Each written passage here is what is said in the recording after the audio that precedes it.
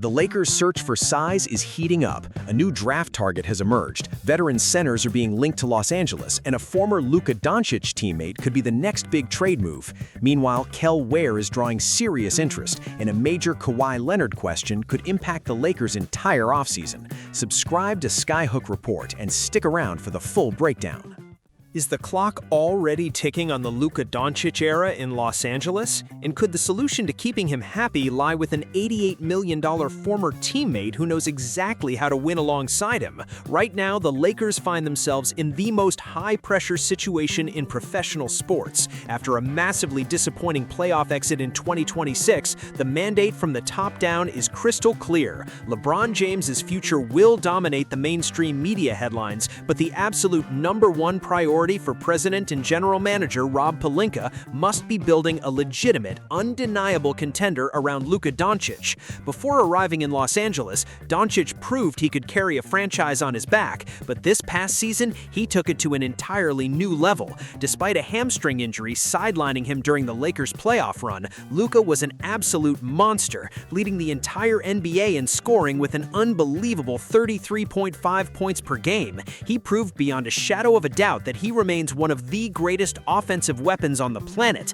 but here is where the situation turns critical for the purple and gold. The drama unfolding behind the scenes should have every Lakers fan on the edge of their seat. According to explosive reporting from The Athletic's Sam Amick and Dan Wojcicki, the Los Angeles Lakers are officially on the clock with Doncic. Let that sink in. The 27-year-old superstar is essentially putting a direct timeline on this front office, demanding they construct a roster that maximizes his unique generational talents before he starts evaluating other options for his career. The pressure is sufficiating. The Lakers are staring at the impending free agency of Rui Hachimura, meaning there's a massive, gaping hole opening up on the wing.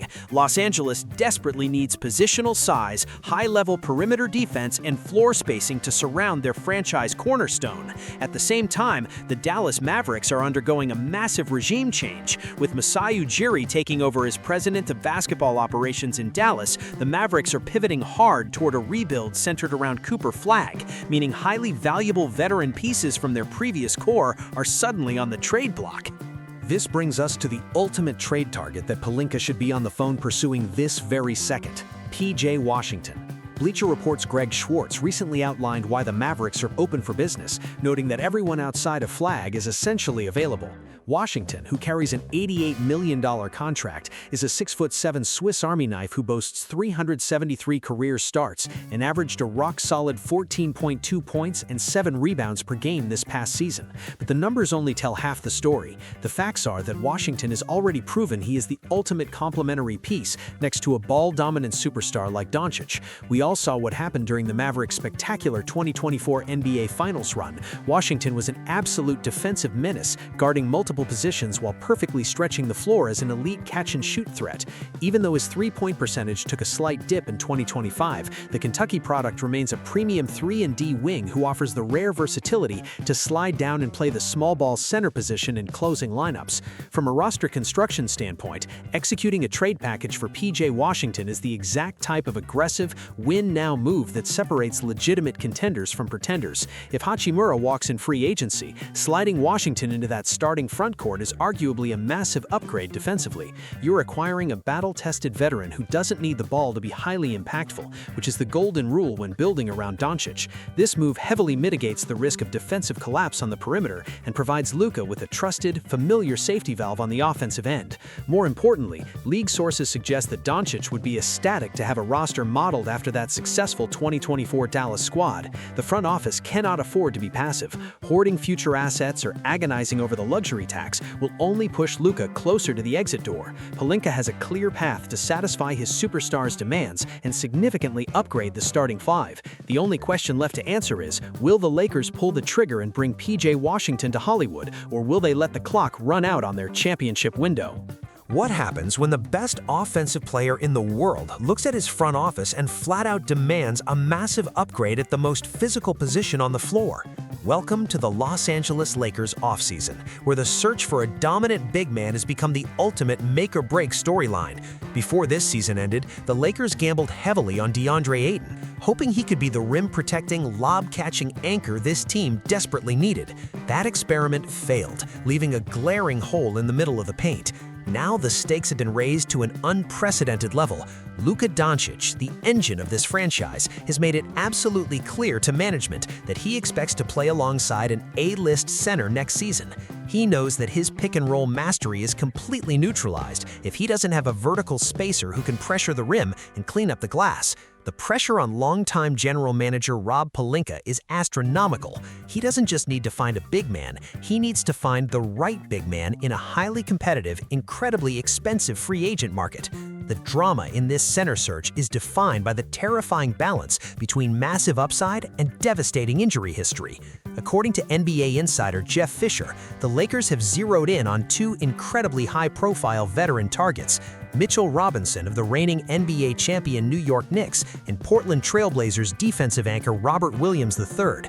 Both players are expected to be unrestricted free agents, and while their current teams would like to keep them, the allure of playing in Los Angeles alongside a generational playmaker like Doncic is a powerful recruiting tool. However, the conflict keeping Pelinka awake at night is durability. You can have all the talent in the world, but the best ability is availability. When you look at the track records here, it is deeply concerning for a team with title aspirations. Can you commit crucial salary cap space to players who spend half the season in the trainer's room? Let's look at the cold hard facts surrounding these targets.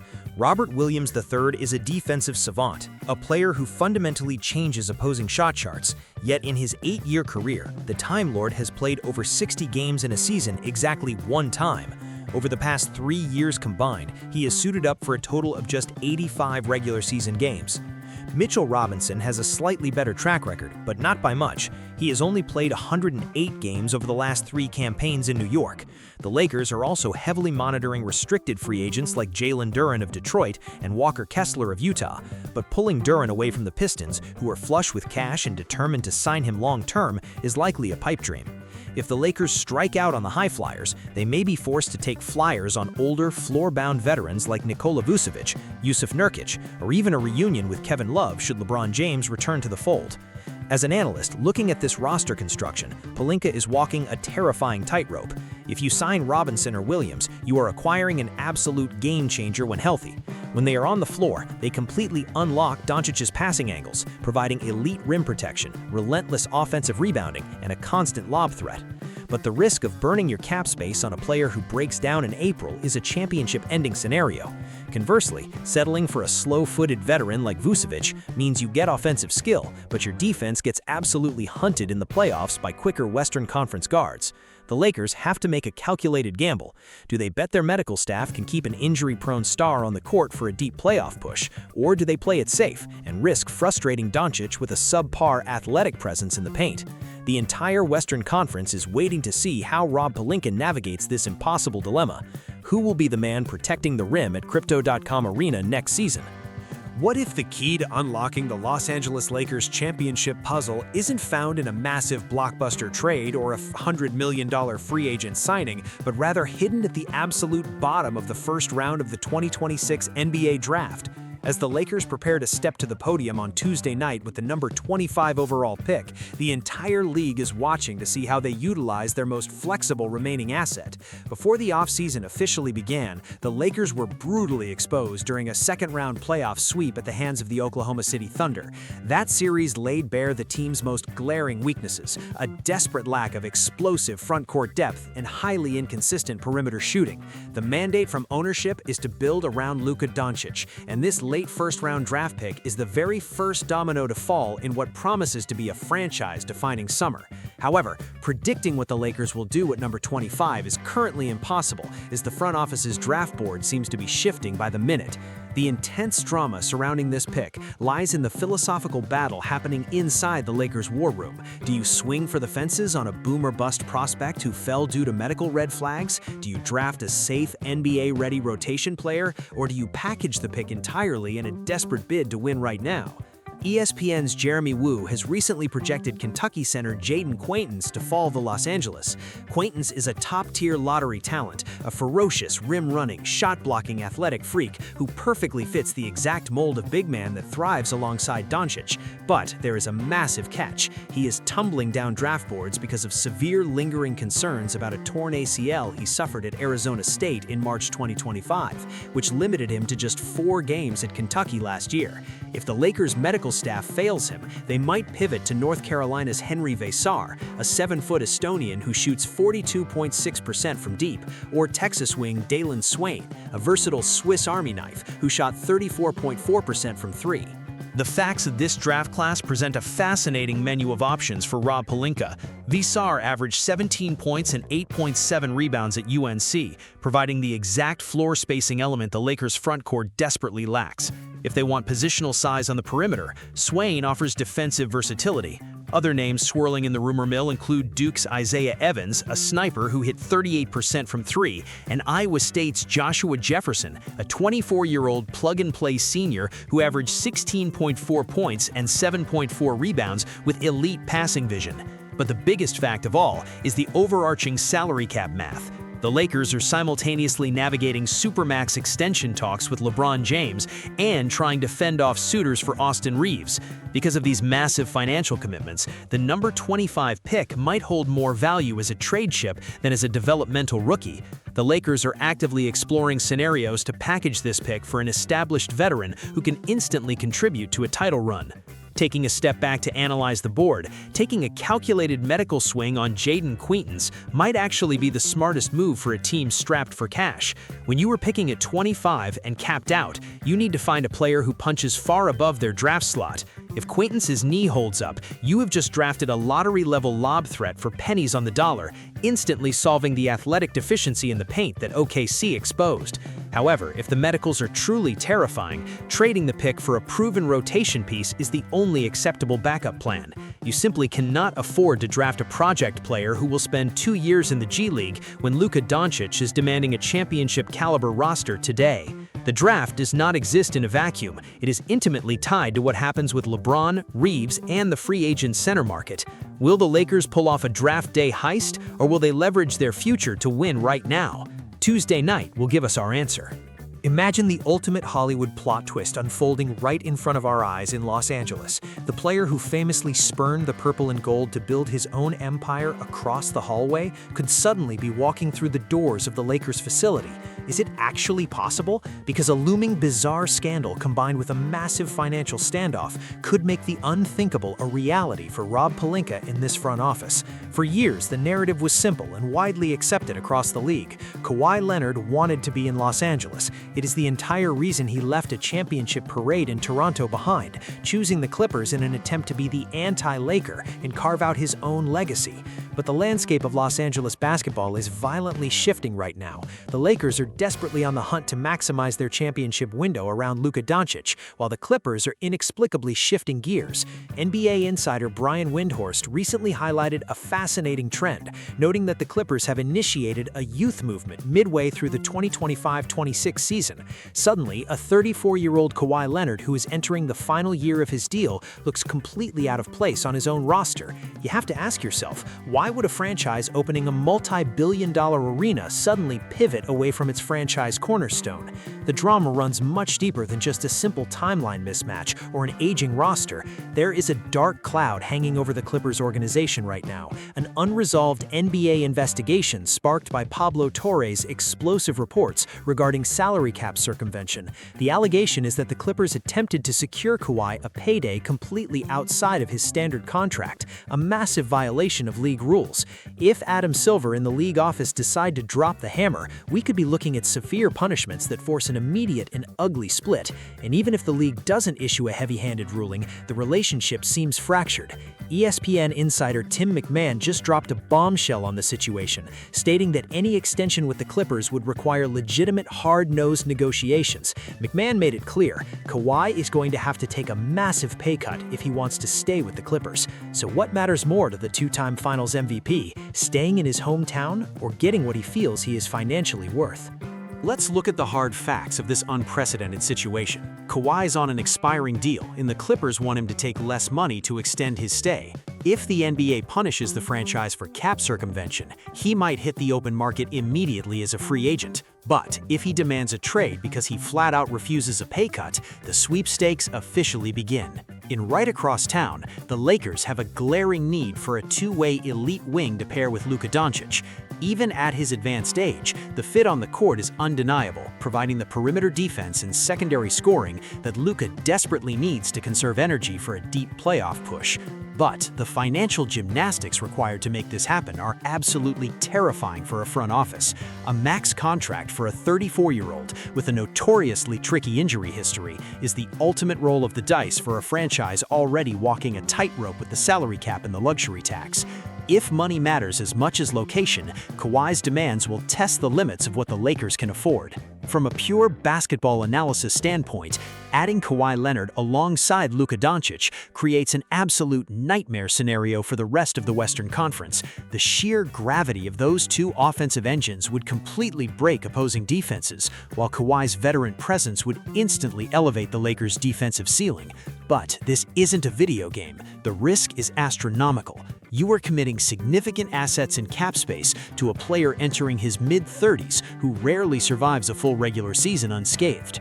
Yet, if the Clippers implode due to league sanctions and Kawhi is looking for a new home without ever having to pack his bags and leave Los Angeles, the Lakers are forced to make that call. The championship pressure on this front office from Luka is immense, and in this league, you rarely turn down an opportunity to acquire top-tier, proven championship talent. So, Lakers Nation, I have to ask you, would you risk the future flexibility and depth of this roster to bring Kawhi Leonard across the hall, or is the injury history and mileage just too much of a gamble for a team trying to win right now?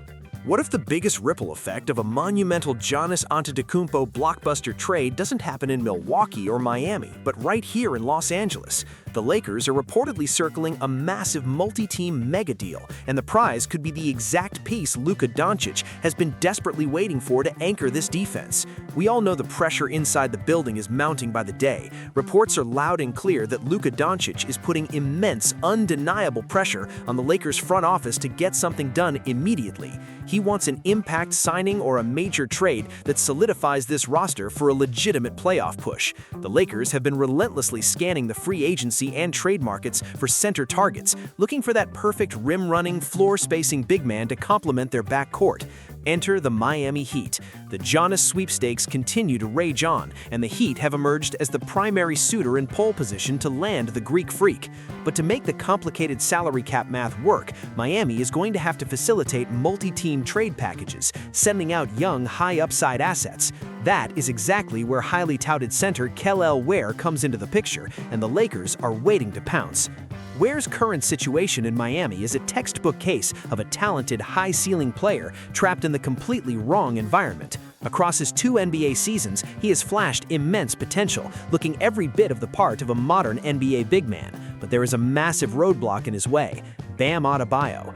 Playing them together is an option on paper, but in reality, the spacing and fit just do not work in Miami's system. More importantly, Ware and demanding head coach Spoelstra do not see eye to eye. Spoelstra notoriously favors proven veteran players, and Ware's occasional mental lapses on the floor have completely turned the coach off, burying the young center in the bench and removing him as a fixture in the rotation. Because Ware does not have an assured future with the Heat, they are incredibly motivated to include him in these multi-team packages to acquire Antetokounmpo. But for the Lakers, this isn't just about grabbing another team's cast-off. It is about identifying a distressed asset with legitimate star potential and unlocking him in a brand new, optimized system. According to trusted Lakers insider Anthony F. Irwin, there are concrete, verifiable links between Los Angeles and Ware as these trade talks heat up. While Ware hasn't publicly demanded an exit from South Beach, his name is the golden chip in these sprawling trade rumors. Here is the reality of why the Lakers front office is so fascinated by this opportunity. You take a young, athletic center who can aggressively catch lobs and protect the paint, and you pair him with an elite, generational playmaker like Luka Doncic. You extract him from Spoelstra's rigid doghouse and place him under the guidance of head coach J.J. Redick, whose offensive philosophy could be the exact key needed to unlock his immense ceiling.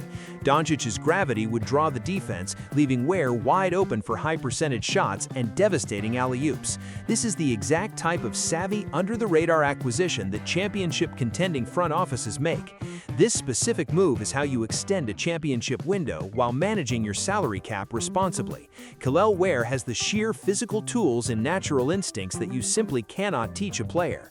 Yes, the mental lapses in Miami are a slight red flag that requires attention, but when you put him in a dynamic pick-and-roll action with a maestro like Luka Doncic, his job becomes incredibly simple and highly effective. It completely changes the geometry of the Lakers' front court rotation. The front office knows they absolutely must appease Luka, and finding a long-term anchor for the middle of the defense who has genuine star potential is a massive step towards securing this team's future. The risk is relatively minimal if he can be acquired as the third team in a desperate Giannis salary dump, but the reward could be unearthing a franchise cornerstone. The defining question is, can J.J. Redick and Luka Doncic unlock the star potential that Erik Spoelstra ultimately couldn't?